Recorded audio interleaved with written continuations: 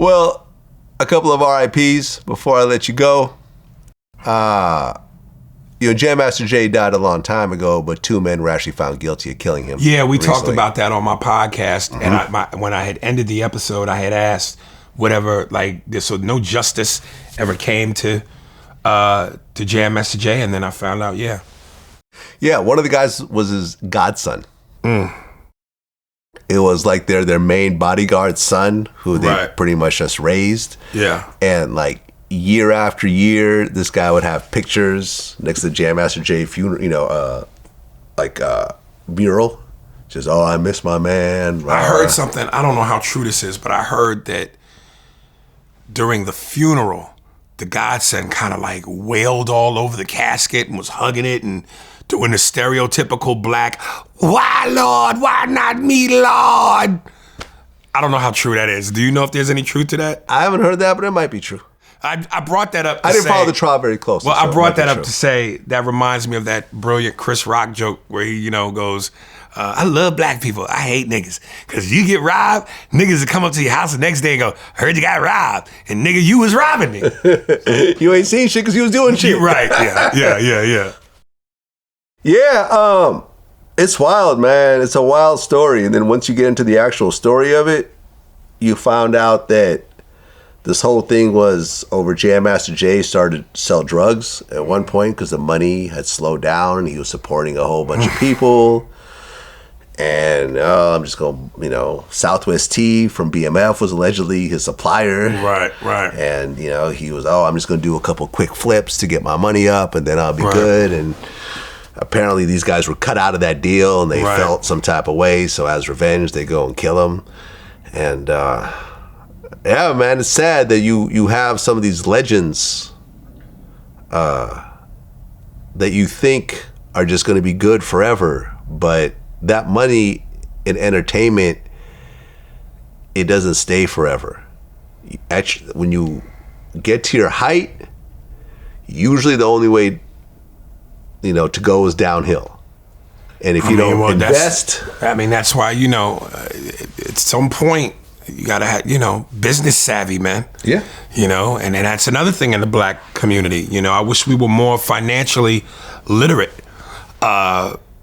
Because you kind of listen. Your dream and your hope is that you become so successful that you don't need another hustle.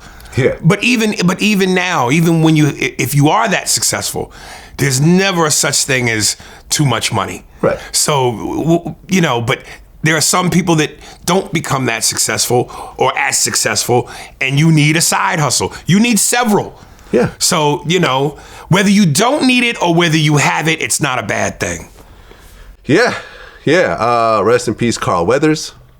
Oh yeah, that's my childhood, baby. It's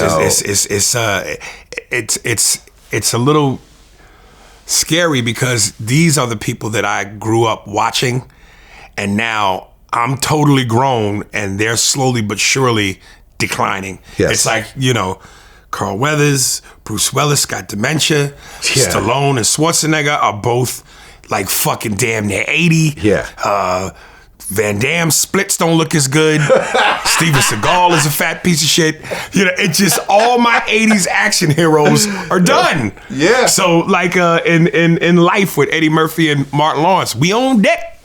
We on deck. If my action heroes are going, that means, we on deck, nigga. My age group is on deck. We next up. Right. And rest in peace, Red Fox. I didn't know that you actually played him in Why Do Fools Fall in Love? And I was so mad at the director, Gregory Nava, because there was actually a scene, the scene where basically Vivica Fox's character, I can't remember if she was with Lorenz Tate, but they come into this nightclub and I'm finishing up a bit as Red Fox. And then after I say the bit, good night, we cut to another scene where I'm sitting at a table with all of them. Lorenz, Vivica, another dude is playing Fats Domino. And I went off the dome and started spitting shit that wasn't even in the script and cracked everybody up. Of course, cutting room floor. And even my part as Red Fox, where I do the joke about fucking abroad, she goes, hit me harder, hurt me. And so I hit the bitch in the head with a brick. You know, and from there it's thank you, good night. They kept only thank you, good night. They didn't even fucking really include the bit. And this dude, Gregory Nava, he was such a, just, you know, like I worked with Cameron Crowe, who directed Jerry Maguire. One of the nicest guys in the world. Gregory Nava, let me just say, not so much. You know, and again, this was still me a little wet behind the ears as far as being in film. So at one point when I'm doing the Red Fox take, I actually messed up. And I go, cut. I yelled, cut. I go, cut. Can I do that over? And he got so mad at me and basically like chewed my ass in front of the whole set. Like, don't you ever yell cut. Who are you to yell cut? I'm the director. I yell cut. So, you know, he made me feel this small.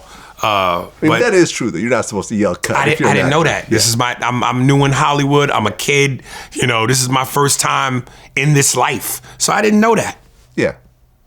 They lighten up your skin for the... Yeah, they did. Yeah. But, again, there's a way to do everything.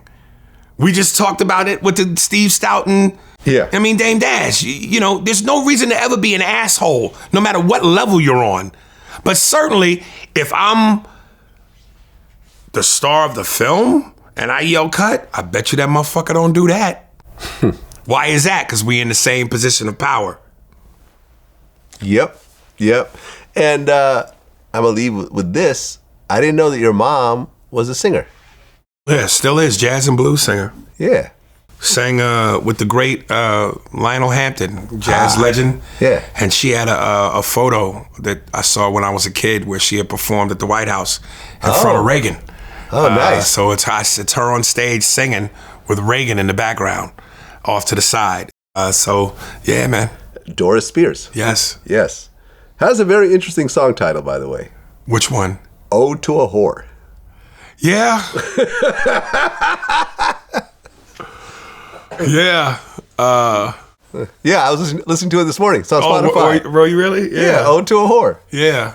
Interesting song, interesting lyrics. Yeah. But hey. Yeah. Definitely kept it real on that one. That's moms, man. That's moms, baby. That's what it is, Aries Spears. Until next time. Are we out? Can I do it again? Go ahead. Yo, check out the podcast, Spears and Steinberg. Slide in my DMs and my Instagram. I'll send you the links. Go to my Spearsburg Pod YouTube channel. Hit like and subscribe. And for the love of God, start from episode 1. Go in the beginning. Not on YouTube, because we weren't there for all 5 seasons. We jumped on YouTube by season 3. But for the all platforms where you listen audio, Spotify, Apple, Amazon, go from episode 1. Boom. That's what it is. Till next time. You got it. We out.